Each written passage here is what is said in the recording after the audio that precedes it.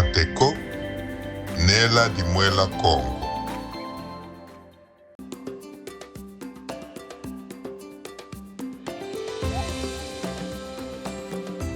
La nature créée par Mpungu Tulendo regorge de plusieurs plantes que les Né-Congo utilisent pour guérir le malade. Ceci est un héritage que nous ont légué nos Bambuta depuis le royaume Congo jusqu'à nos jours. Cette pratique existe encore à Kisontou dans le territoire de Matimba.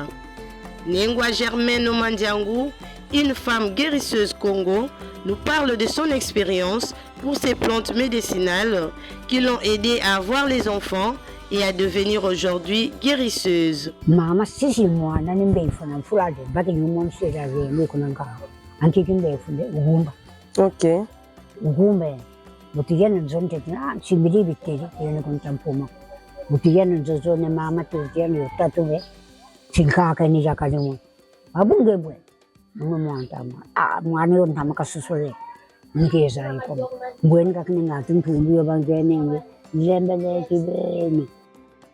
Hata mwana kamdata tuwisi mama yona wisi gi sadi de mako ni meni hata ne sintegele kwambia tekila mwandi kalwa bana baja kalango bibata Okay. kumfinda baka wonti kubula baka wojodela baka wotela kas bona kan katukota kumfinda kumbonga tipa kana nkomo.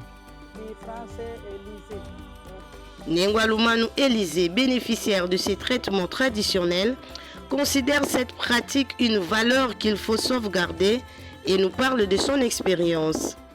Lo sarsoloki kulu mama mami lumboti kibene lukala monogo tamboloni ndelo sarsoloki kulu lumboti lukala angi ngina mu Kristo isambi langi tansi ibakama kudi mosi mwana kubela. Okay.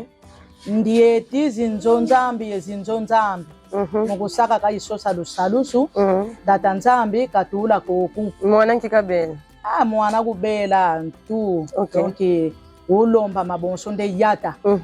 Alors mona position yina Yezu kayi yisimona kibeni kisadi kinzambi kimosi.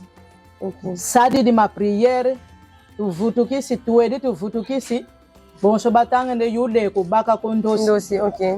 Ubaka position nsabi sande antuka mama tata nzambi usalangi munzila yibetu bantu. Ufetizola usosa munzila yitalila kikulu. Okay. Bona mono mutango yikansabi sande yisosa munzila kala ikikulu. Imona kiadi kedi mudambu dikikima yo passer kafete kala ngatu nganga kenina obie ngatu ketibwe kafete kutumina mono yisosa mukikulu ngapfa mu Yesu kalendi sala ku oyivutu kaptata yo thelele ndepfu mu Yesu salangi munzila yibantu.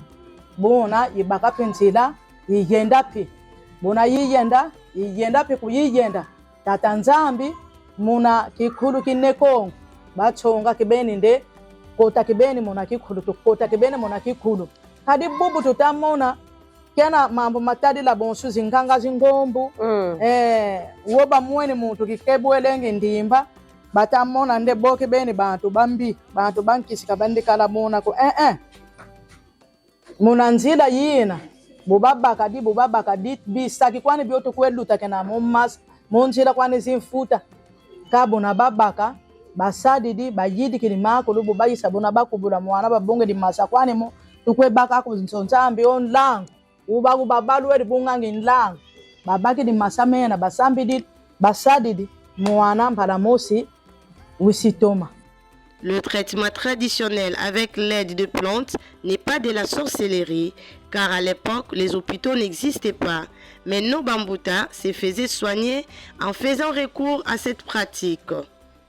Depuis le royaume Congo jusqu'à nos jours, les Né-Congo ont beaucoup de solutions médicinales miraculeuses inspirées par Mpungu Tulendo. Mami Luyeye, Rateko Kisontou, Congo central.